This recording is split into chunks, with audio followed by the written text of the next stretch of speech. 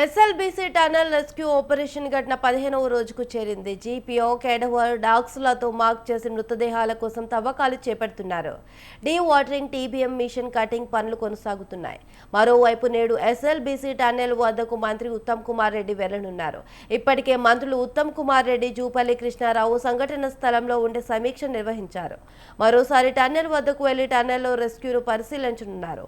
మరోవైపు మృతుల కుటుంబాలకు పరిహారం విషయంలో కీలక ప్రకటన చేసే అవకాశం ఉంది. ఇదే అంశంపై మరింత సమాచారం ప్రదీప్ ఫోన్ లో అందిస్తారు. చెప్పండి ప్రదీప్. కావ్య, సొరంగంలో ఎస్ఎల్బీసీ సొరంగంలో చిక్కుకుపోయిన 8 మంది కార్మికుల ఆచూకీ కోసం ప్రయత్నాలు కొనసాగుతూనే ఉన్నాయి. పనుల్లో మరింత వేగం పెంచేందుకు సింగరేణి నుంచి అదనపు కార్మికులను పిలిపించారు. ఈ మేరకు అవసరమైన సామాగ్రితో ఏదైతే నిన్న 110 మంది కార్మికులు టన్నెల్లోకి వెళ్లారు. అదే సమయంలో సొరంగం పైభాగంలోని భూగర్భ పరిస్థితులను తెలుసుకునేందుకు ఎన్జీఆర్ఐ ప్రతినిధులు అడవి ప్రాంతంలో సర్వే కూడా చేశారు. హైదరాబాద్ కు చెందిన అన్వి రోబోటిక్స్, ఐఐటి మద్రాస్ ప్రొఫెసర్లు వరుసగా ఈ రోజు కూడా సొరంగంలోని పరిస్థితులను అంచనా వేసేందుకు వెళ్లారు. అయితే కేరళ నుంచి వచ్చిన ప్రత్యేక కేడవర్ డాగ్స్ తో కూడా టీబీఎం చుట్టుపక్కల అక్కడి నుంచి మరికొంత దూరంలో కొన్ని ప్రదేశాలను గుర్తించినట్టు సమాచారం. అంతకు ముందు జాగిరాలు గుర్తించిన ప్రదేశాల్లో ఇవి కూడా గుర్తించినట్టు తెలిసింది.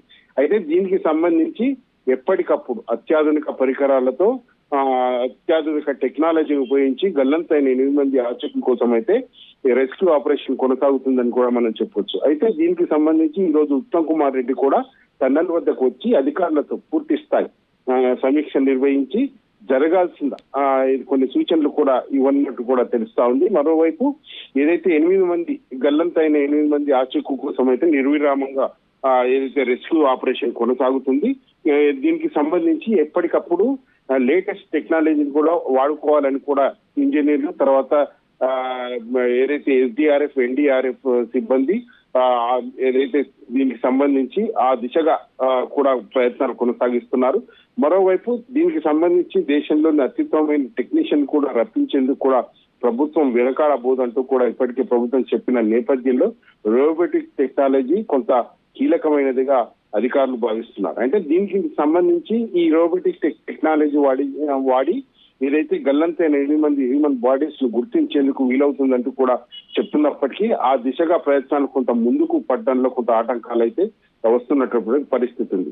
అంటే పైనుంచి ఉట్టుకొస్తున్న నీటితో పాటు గుట్టలుగా పేరుకుపోయిన మట్టిని కూడా తొలగించేందుకు కొంత ఇబ్బందులు అయితే పడుతున్నటువంటి పరిస్థితి ఉంది. మరోవైపు ఆ 300 మీటర్ల వరకు కొంత మట్టి పై ఏదైతే ఈ టీబీఎం మిషన్ కట్ చేసి కొద్దిగా ఏదైతే ఏదైతే ఇటాచిని, జేసీబీని లోపలికి పంపించాలని కూడా ఏదైతే టెక్నీషియన్ రెస్క్యూ ఆపరేషన్ బృందాలు అయితే ప్రయత్నాలు కొనసాగిస్తున్నాయి. అయితే ఈ రోజు కొంత కొలిక్కి వచ్చే అవకాశం ఉందని కూడా తెలుస్తా ఉంది. మరోవైపు ఈ 2-3 రోజుల్లోనే పూర్తి స్థాయి ఏదైతే ఆపరేషన్ ముగించేందుకు ప్రయత్నాలు కొనసాగుతున్నాయంటూ 8 మంది గల్లంతైన 8 మంది ఆచూకీ మాత్రం ఈ 2-3 రోజుల్లో కనుగొంటామంటూ అధికారులు చెప్తున్నారు.